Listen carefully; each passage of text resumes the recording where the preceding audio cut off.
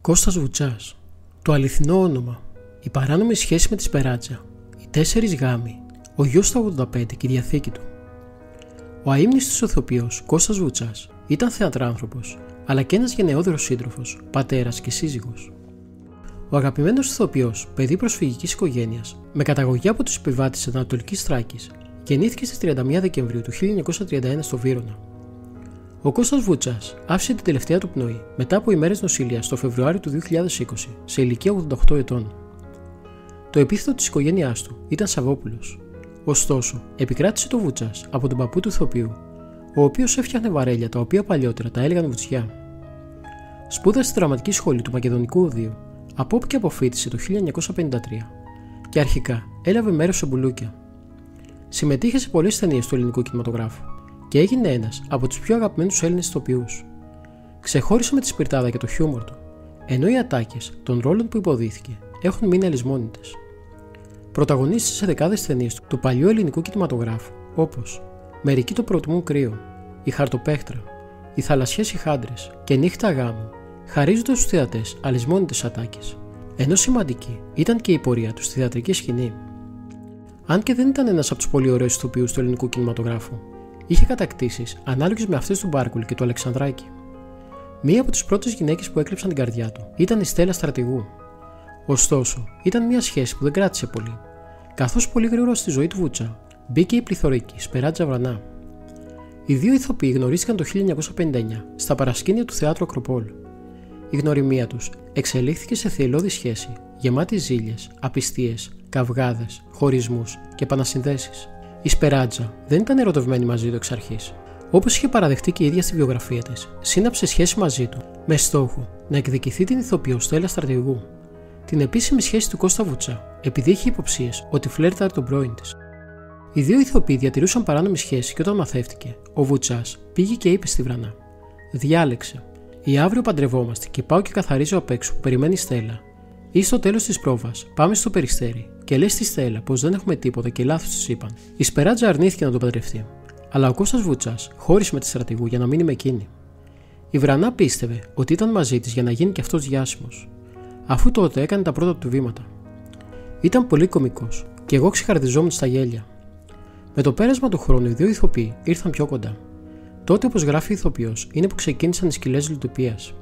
Φυσικά, μερικές φορές αυτά τα μικροκαυγαδάκια μας έφερναν πιο κοντά. Την άνοιξη του 1961 αρβωνιαστήκαμε. Η επισφράγιση όμως της σχέσης μας δεν ήταν αρκετή για να σταματήσουν οι τσακωμοί. Ο Βουτσάς έλαβε ανώνυμο γράμμα που έλεγε ότι η Σπεράτζα τον απατάει. Η εμπιστοσύνη του κλονίστηκε ακόμη περισσότερο. Κάποια μέρα η Βρανά τον επισκέφθηκε στο θέατρο Βέμπο, όπου έπαιζε, και είδε την ηθοποιό Άννα Ματζουρά να κάθεται στα πόδια του.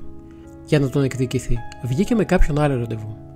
Η Βρανά εξομολογήθηκε στη βιογραφία της ότι ήταν παλιοχαρακτήρας. Μπορεί τα πράγματα με τη Σπεράτζα Βρανά να μην οδήγησαν τον Κώστα Βουτσά στα σκαλιά της Εκκλησίας.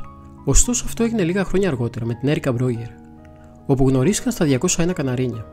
Στην επίσημη πρεμιέρα της ταινίας, καθόταν πίσω του και στο διάλειμμα έκανε χιούμορ, λέγοντάς του: «Πώς και δεν έχεις πάρει Όσκαρ ακόμα». Μετά την εκδήλωση, πήγαμε στο σπίτι του παραγωγού του φιλμ, James Paris, όπου έκανε ένα μικρό πάρτι. Εκεί γνωριστήκαμε και μιλήσαμε για πρώτη φορά. Ο γάμος του διάσημου ζευγαριού ήρθε 2 χρόνια αργότερα. Η Έρικα Μπρόγερ ήταν ο πρώτος γάμος του Κώστα Βουτσά, με τον οποίο απέκτησε την κόρη της άντρα. Αλλά δυστυχώς δεν κράτησε πολλά χρόνια. Ο Κώστας πάντοτε ήταν γυναικάς. Μόνος του μου είχε πει όταν πια χωρίσαμε: «Έρικα, αυτό με τα χρόνια επιδεινώνεται». Τουλάχιστον ο Κώστας τα έλεγε. Άλλοι δεν τα λένε, είχε δηλώσει παλιότερα η Έρικα Μπρόγερ σε συνέντευξή της. Μπορεί το ζευγάρι να μην έμεινε για πολύ μαζί. Ωστόσο, είχαν μέχρι το τέλος μια σχέση αγάπης. Τον λάτρεψα τον Κώστα. Τον αγάπησα πιο πολύ από ποτέ. Δεν θέλω να ακούσω κάτι για τον Κώστα. Προτιμώ να πουν για μένα. Είχα στενοχωρηθεί όταν χωρίσαμε. Αν και κάτσαμε και το συζητήσαμε πολύ για να χωρίσουμε. Ο Κώστας Βουτσάς, σε συνεντεύξεις του, είχε παραδεχτεί ότι δεν ήταν ποτέ πιστός σε μια γυναίκα. Ιδιαίτερα τη δεύτερη σύζυγό του, Θεανού Παπασπύρου, την οποία είχε ταλαιπωρήσει πολύ με τις απιστίες του. Ο γάμος του με την Παπασπύρου του χάρισε 2 ακόμα κόρες, τη Θεοδόρα και την Νικολέτα, το 1977 και το 1979 αντίστοιχα. Οι δύο τους χώρισαν όταν η Θεοδώρα, επίσης ηθοποιός, ήταν 11 ετών και όπως έχει αποκαλύψει η ίδια, έμαθε για τον χωρισμό τους από τη γυμνασιάρχη του σχολείου. Οι σχέσεις του Κώστα Βουτσά με την πρώην σύζυγό του Θεανό ήταν πολύ φιλικές μέχρι το τέλος της ζωής του. Σε αυτό συνέβαλε πολύ και η Θεανό και η θέλησή της να κρατήσει τις δύο κόρες της μακριά από τους ακούμους και τις διαφωνίες τους. Ο Βουτσάς έκανε ένα ακόμα γάμο με την Εύη Καραγιάννη, της οποίας τον γιο Άνθιμο μεγάλωσε σαν δικό του παιδί. Οι άνθρωποι που έχουν αγαπηθεί δεν χωρίζουν ποτέ, όποιοι άνθρωποι και να περάσουν από τη ζωή μας, ανέφερε η τρίτη κατά σειρά σύζυγος του αξέχαστου ηθοποιού.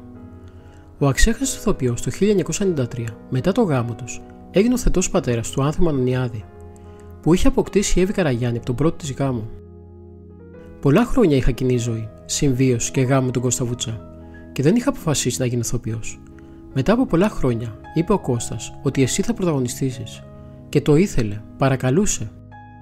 Μου το ζήταγε, αλλά εγώ δεν το έκανα, θυμήθηκε η ίδια. Ήταν μια πάρα πολύ μεγάλη και δυνατή αγάπη. Θα ήθελα να το κλείσουμε εδώ, γιατί πονάει πολύ. Υπήρξε όντως πολύ δυνατή αγάπη και από τις δύο πλευρές. Δεν θέλω να παρεξηγηθούν αυτά, γιατί δεν είναι κακό να αντιμετωπίζουμε την αλήθεια. Το 2005 ο Κώστας Βουτσάς έκανε σχέση με την κατά 39 χρόνια μικρότερη του, Αλέκη Κατσαβού, με την οποία παντρεύτηκε ένα χρόνο αργότερα, το Φεβρουάριο του 2016, και στις 23 Ιουλίου του ίδιου έτους γεννήθηκε ο γιος του Φίβος.